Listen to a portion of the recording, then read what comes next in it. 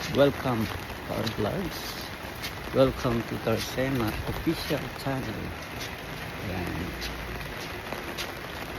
Sa lukuyan, nasa labas tayo ng bahay. Pupunta tayo ng bakery. Ayan. Para bumili ng pandesal. Ayan. So, dahil sa malamig ang panahon at umuulan, so kailangan natin ng pampainit.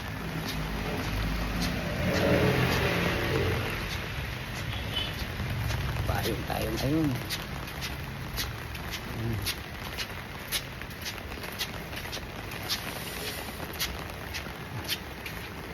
So eto nga, mapapansin mo, yan, walang katao-tao sa labas.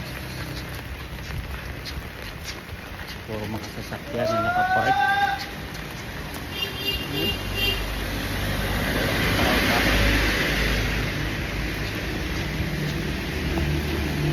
Kaya ito medyo malamig.